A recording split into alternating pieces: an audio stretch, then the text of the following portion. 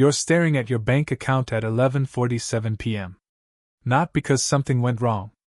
Because something feels wrong. The number isn't zero. But it doesn't feel like enough. It never feels like enough. And the worst part, you don't even know why. That feeling has a name. And by the end of this, you'll never look at your financial life the same way again. It's a Wednesday. 6:52 a.m. The alarm goes off, and before your feet even hit the floor, your brain is already running the math. Rent is due in 9 days. The car needs an oil change. You told yourself last month you'd start saving more this month. It's this month now. You make coffee in a kitchen that's yours but doesn't feel permanent. You scroll through your phone, not checking anything specific, just filling the silence. Somewhere between Instagram and the weather app, you see an ad for a financial advisor. You scroll past it. That's for people with real money, you think? Not for someone like you. Not yet. You drive to work. Same highway. Same exit. Same parking garage where you always take level 3 because level 2 fills up faster. You sit at your desk at 8:09 a.m. and the day begins its quiet disappearing act. Hours move like water. Emails, meetings, lunch at your desk, more emails. At 5:30 p.m. you close your laptop and the day is gone, and you have $94 more than you did this morning, and somehow it already feels like it's already spoken for. This is not a bad life. This is an invisible one. And the invisibility isn't your fault. It was engineered. From the time you were 6 years old, you were placed inside a system that had one primary goal: to produce a functional, employable adult. Not a wealthy one. Not a financially intelligent one. A functional one. Someone who could follow instructions, show up on time, produce value for an organization, and consume enough to keep the economy moving. The system worked exactly as designed. You graduated. You got a job. You spend. You continue. But here's what the system never once mentioned. There are levels to this. Levels of financial intelligence that determine not just how much money you have, but how you think, how you see, how you move through the world. And most people spend their entire lives at level 0, not because they failed, but because nobody ever showed them the stairs. Until now. Level 0 has a feeling you know intimately even if you've never named it. It's the feeling of financial motion without financial progress. You're moving, working, earning, spending, but you're not going anywhere. Like a treadmill that costs you 40 hours a week. At level 0, money is emotional. When you have it, you feel safe. When it gets low, anxiety creeps in around the edges of everything. A $600 car repair doesn't just cost $600, it costs 3 days of low-grade stress, 2 conversations you don't want to have, and 1 night of lying awake at 2 a.m. running numbers in your head that never quite add up. You budget sometimes. Usually after something scared you. You download an app, categorize 2 weeks of expenses, feel overwhelmed by what you see, and quietly close the app and don't open it again. Not because you're irresponsible, but because nobody ever taught you that seeing the numbers clearly is the beginning of power, not the beginning of shame. At level 0, you believe, somewhere deep and unexamined, that more income will solve the problem. If you just made $20,000 more a year, everything would stabilize. And this belief is the most expensive one you carry. Because the research is devastating on this point. Studies done across thousands of Americans show that lifestyle inflation, the automatic, almost unconscious expansion of spending when income rises, follows raises like a shadow. The person making $45,000 who gets to $65,000 doesn't feel $20,000 richer. They feel, within 18 months, almost exactly as financially stretched as before.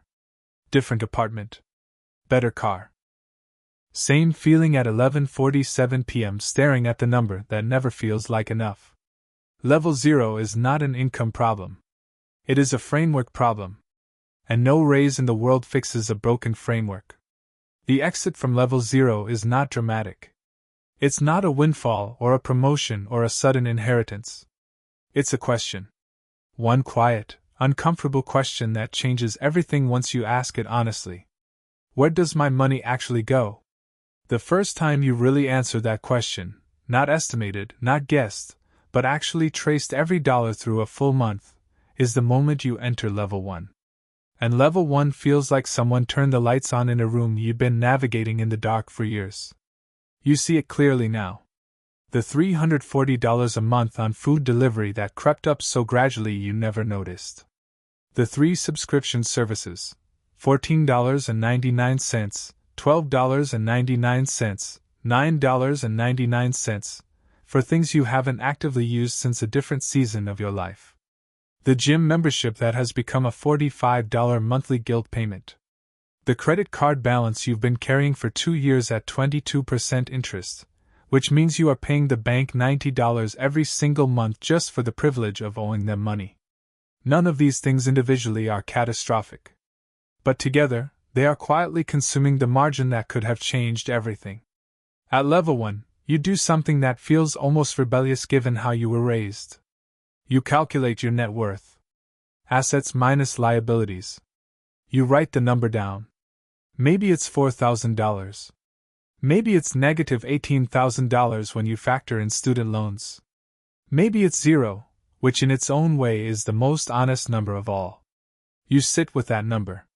Not with self-punishment, with clarity.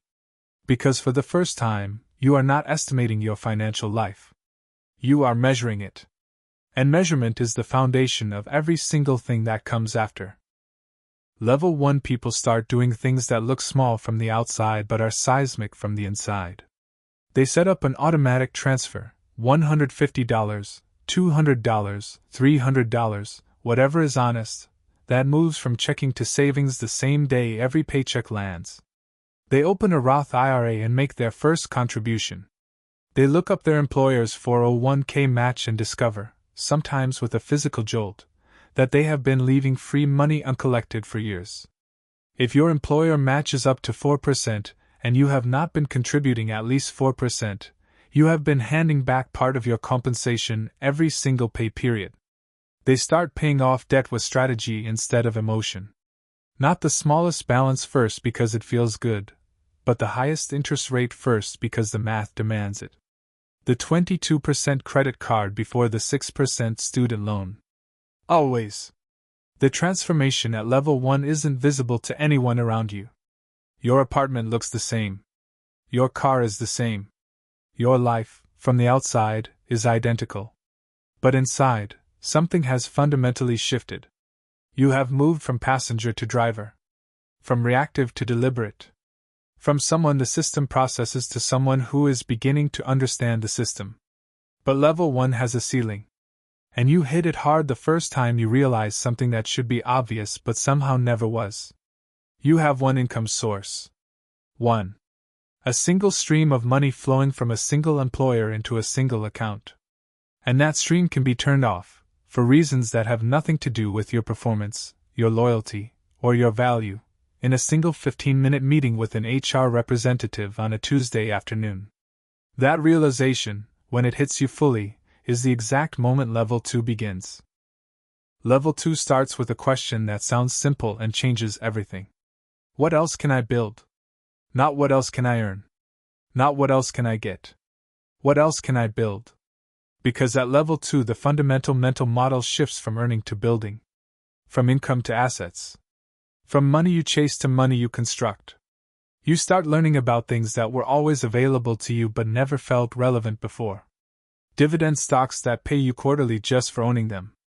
Real estate, not the mansion version, but a small duplex in a mid-sized city like Indianapolis or Charlotte or Kansas City, where the rent from 2 units covers the mortgage and insurance and still puts $350 into your account every month while you're at work, or sleeping, or living your life. Index funds that track the entire American economy and have, over every 30-year period in recorded history, gone up. The first passive income you receive, genuinely passive, money that arrived without a direct exchange of your time, might be $8. It might be $23. It doesn't matter. The amount is irrelevant. The concept is everything. You received money while doing nothing. Time and income, for one small moment, were separated. And once your brain experiences that separation, it cannot unexperience it. At level 2, you start making decisions that confuse the people around you. You drive the same car for another 3 years when you could have upgraded, because you did the math and realized the $450 monthly payment would cost you $47,000 over a decade in actual wealth building power if redirected into assets. You stop spending impulsively not because you're cheap but because every dollar now has a competing offer. It can go toward a thing, or it can go toward a machine that makes more dollars. Your thinking about time starts to change in ways that are subtle but irreversible. You begin feeling a low friction with things that used to be invisible, meetings that produce nothing, jobs that pay you identically whether you perform brilliantly or barely, environments that reward attendance over output. You are not yet free from these things, but you are no longer unconscious inside them. You also start meeting people, in online communities, in local investing groups, at events you never would have attended 2 years ago, who speak a different language than the people you grew up around. They don't talk about raises. They talk about equity. They don't ask where you work. They ask what you own. And slowly, through exposure and repetition and quiet study, you start thinking in that language too. Level 2 is where most people who escape the treadmill eventually stall. Not because they fail, but because the next step requires something most financial education never prepares you for. It requires you to think like a system builder instead of an income earner. The distance between level 2 and level 3 is not measured in dollars. It's measured in a complete rewiring of how you see value, time, and leverage. At level 3, you have stopped asking, "How much does this pay?" and started asking, "What does this produce?" You have stopped thinking about money as something you earn and started thinking about it as something you architect. Deliberately. Structurally. With intention that spans years, not pay periods. At level 3 you have built, through patience and compounding and a series of decisions that each felt small in the moment, a financial life that has genuine redundancy. Multiple income streams. Assets that produce without requiring your daily presence. An investment portfolio that, at this point, generates more in a year than many people bring home from their jobs. But here is the thing about level 3 that no financial book ever quite prepares you for. The money gets quieter. And the loneliness gets louder. Not the loneliness of isolation, you have people, relationships, a life. But a specific, strange kind of loneliness that comes from realizing your mental world has drifted so far from where it used to be that certain conversations feel like visiting a country where you used to live. You still remember the language. But you don't live there anymore. You can't complain about gas prices with the same authenticity. You can't pretend that your primary anxiety is your next paycheck. At a dinner with old friends, someone mentions their lease renewal going up $200 a month and the table erupts in shared frustration and you nod along and say the right things, but inside you are doing a different calculation entirely. One they can't see, one you can't explain without creating a distance you don't want to create. The glass wall. That's what it feels like. You are there. You are present. But you are also somewhere else entirely. At level 3 your decisions carry different weight and different mathematics. A $60,000 renovation on a rental property is not an expense, it is a calculation about cap rate and appreciation and refinancing potential. A business investment of $80,000 is not a risk, it is a question about projected return on deployed capital over 36 months. Every financial decision becomes a chess move on a board that most people around you don't know exists. You also begin to understand, at level 3, the architecture of the American tax system in a way that produces a specific and complicated emotion. Because the tax code in this country is not a neutral document. It is a map of priorities. And that map, when you read it clearly, shows something undeniable. Wage earners, people who trade time for money, face the highest effective tax rates. Business owners and investors, by contrast, have access to deductions, depreciation, capital gains rates, and structures that dramatically reduce their tax burden. This is not a secret. It is publicly available information. It is sitting in the IRS code, readable by anyone. But it is written in a language that takes years to learn. And by the time most people learn it, they have spent decades overpaying. Level 3 is where you stop being surprised by this and start using it. And then there is level 4. The level that exists so far outside the average person's financial imagination that most people don't even have a mental category for it. Level 4 is not about accumulation. Accumulation ended 2 levels ago. Level 4 is about architecture at scale. About building structures that generate value, economic, social, cultural, that outlast your direct involvement and eventually outlast you. At level 4, you have crossed a threshold that is more psychological than financial. You have enough. Not in the passive, resigned way that phrase is sometimes used, but in the active, liberated, clarifying way. You have enough that the next dollar is not about security. It is about impact. About legacy.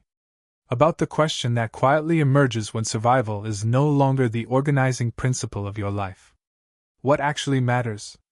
The people who reach level 4 and remain whole, who don't collapse under the weight of their own success or disconnect entirely from their humanity, are the ones who discovered, somewhere along the climb, that wealth was never the destination. It was the exam. A long, difficult, clarifying exam about who you are when resources are no longer scarce. About what you choose when you can choose anything. Some of them build foundations.